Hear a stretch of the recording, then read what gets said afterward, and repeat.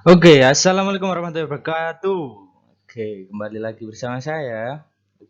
Ini pertama kali saya buat YouTube untuk mengerjakan ulangan tengah semester saat pandemi corona ini. Nah, ini merupakan sedikit dari gambaran dari kuliah online untuk bagi kalian yang mungkin belum mengetahui. Nah, di sini perkenalkan dulu, nama saya adalah Wahyu Aji Putra.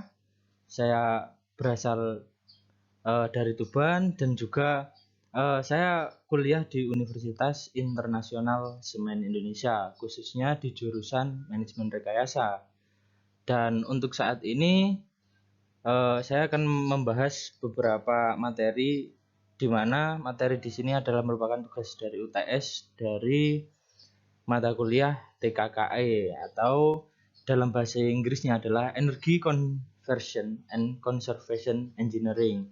Bagi kalian yang belum tahu, TKKE adalah suatu teknik di mana kepanjangannya adalah teknik konversi dan konservasi energi. Kemudian kita langsung saja yang pertama. Nah, di sini mengenai jenis-jenis batu bara. Nah, yang pertama nih yaitu lignite. Nah, dari artikel yang dilansir dari plnbatubara.co.id atau artikel teknologi.com, lignite atau dikenal dengan sebutan batu bara coklat. Nah, batu bara jenis ini merupakan batu bara yang memiliki kualitas yang paling rendah sendiri. Nah, kemudian yang kedua yaitu ada subbituminous, yaitu merupakan jenis batu bara sedang dia itu berada di antara lignite dan di antara bituminous. Makanya dia diberi nama dengan subbituminous. Nah, batu bara ini memiliki ciri fisik warna coklat yang cenderung gelap. Nah, kemudian selanjutnya yaitu ada lagi yang tadi kan ada kemudian yang ini bituminous, yaitu merupakan jenis batu bara yang memiliki kualitas yang lebih tinggi tingkatannya. Nah, kenapa kok bisa begitu? Nah, batu bara jenis ini memiliki ciri fisik berwarna hitam. Nah, dia itu lebih hitam, namun terkadang juga ada yang memiliki warna coklat. Jadi sedikit sulit kalau kita mengetahui dari warnanya saja. Nah, kemudian ada jenis batu bara yaitu antrasit. Nah, batu bara yang memiliki kualitas yang paling baik. Nah, penggunaan batu bara jenis ini itu biasanya digunakan untuk pembangkit listrik tenaga uap. Nah, mengapa hal itu dapat terjadi? Nah, karena jenis batu bara ini merupakan high grade. Wih, keren ya. Dan ultra high grade. Nah, itu sedikit materi mengenai jenis-jenis batu bara. Kita lanjut. Kemudian pengertian pemanasan global. Nah, ini pemanasan global itu merupakan peningkatan gas rumah kaca di atmosfer yang disebabkan oleh kegiatan umat manusia. Nah, di mana kegiatan manusia itu tadi meningkatkan efek rumah kaca. Jadi apabila terjadi kenaikan karbon dioksida sebesar 2 kali dan 4 kali dari tahun 1990 dalam rentang 100 tahun akan menaikkan permukaan laut sekitar 0,25 meter. Wah, lumayan juga ya. Nah, ini dilansir dari sumbernya Latif tahun 1996.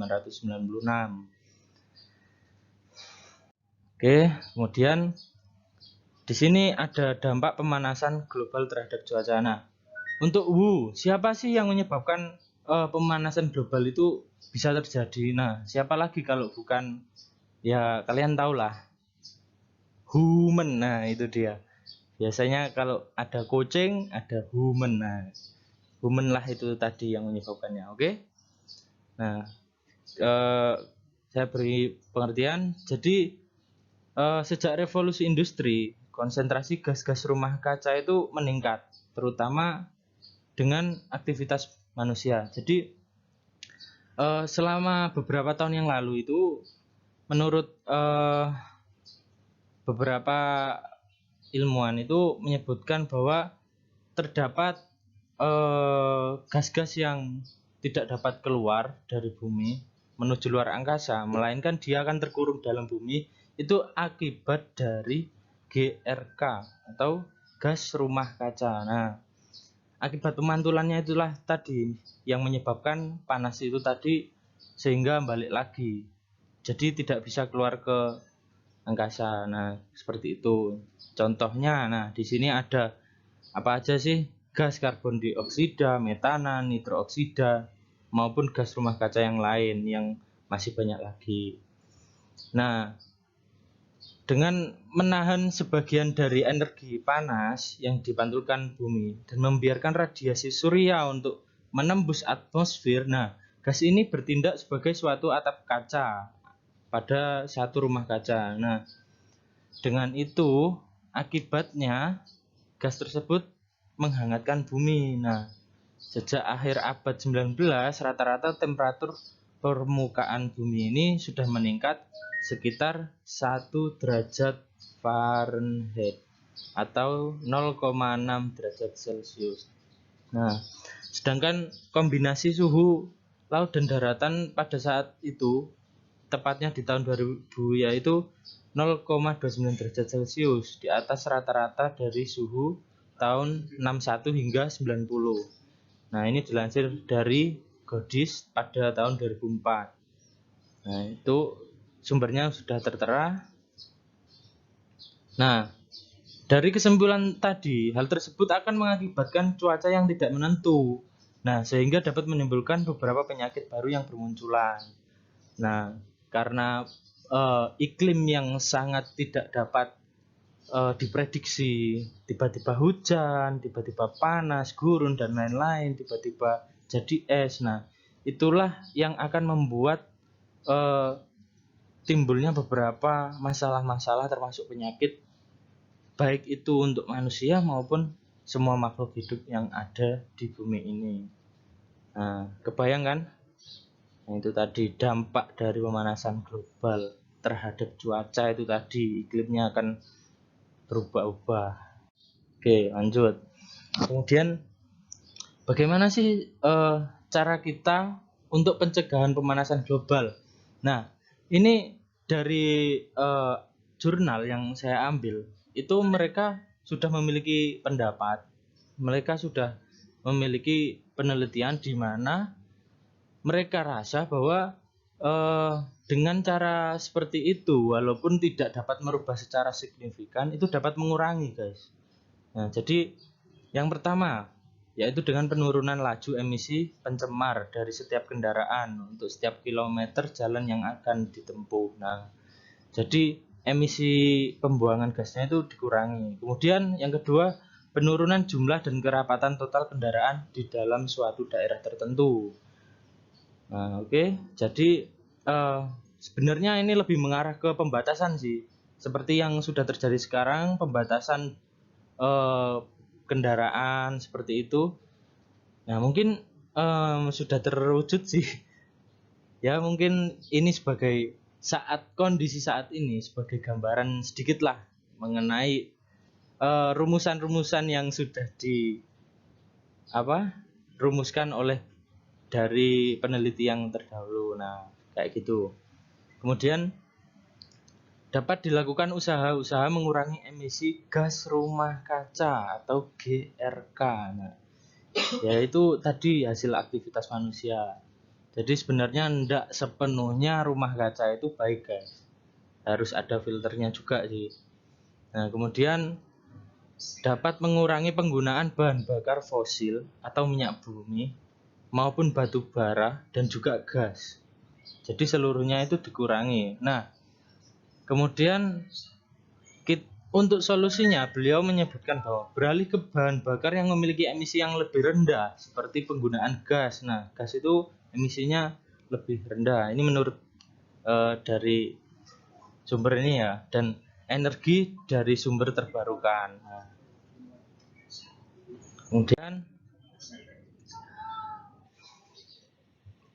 opini penggunaan energi ketika wabah virus COVID-19 pada dunia industri. untuk hal ini sebenarnya banyak sih anggapan, cuman yang saya rangkum di sini dari berita yang saya dapat dilansir dari Ferry Sandi CNBC Indonesia pada tanggal 31 Maret 2020, kalangan pengusaha menilai virus corona telah membawa dampak negatif yang sangat besar, guys. Negatif yang sangat besar terhadap perekonomian Indonesia. Menurut saya sih bukan hanya perekonomian sih, ini segala sektor ini. Dan sejumlah pemutusan hubungan kerja atau PHK. Ya udah tahu sendiri kan, kalau akhir-akhir ini banyak berita mengenai hal tersebut kan, ya nggak enak juga sih.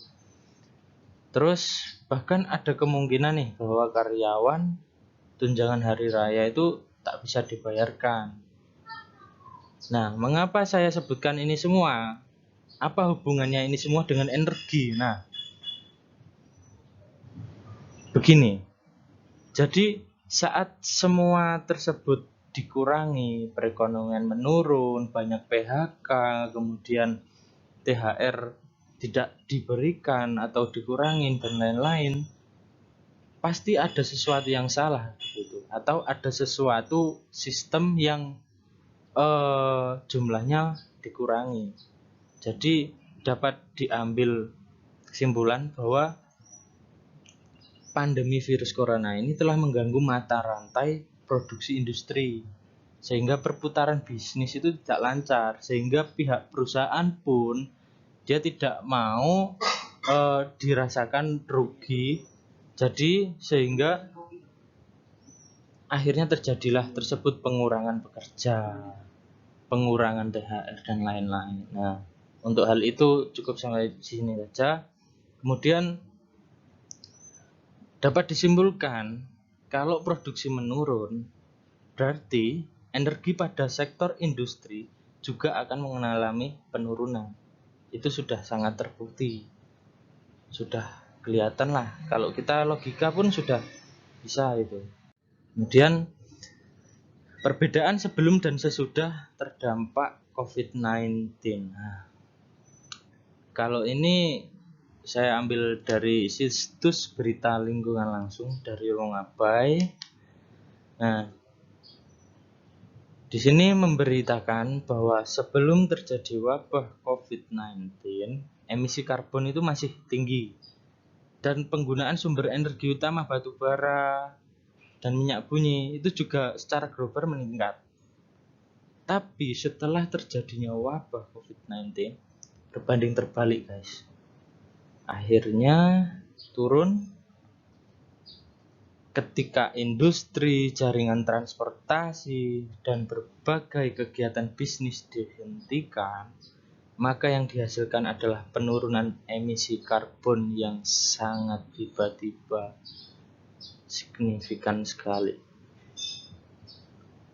Mungkin dari sini pasti ada hikmahnya, dari semua masalah pasti ada hikmahnya. Oleh karena itu, aktivitas ekonomi yang menurun seiring dengan penggunaan sumber energi utama, yaitu batu bara dan minyak bumi dan lain-lain, itu pun juga turut menurun. Dan akhirnya emisi karbon dioksida pun juga menurun. Nah, itu tadi mengenai beberapa materi pada hari ini. Cukup banyak pelajaran yang dapat kita ambil dari beberapa materi tersebut, dan tetap kita harus mematuhi pemerintah dengan stay at home, guys. Oke, mungkin cukup dari saya. Mohon maaf apabila ada beberapa kata yang mungkin kepleset lah, atau ada beberapa kata yang mungkin nggak enak didengar. Mohon maaf yang sebesar-besarnya. Mohon maaf. Kalau Anda suka dengan ini, mohon dukungannya. Terima kasih. Wassalamualaikum warahmatullahi wabarakatuh. Thank you, guys.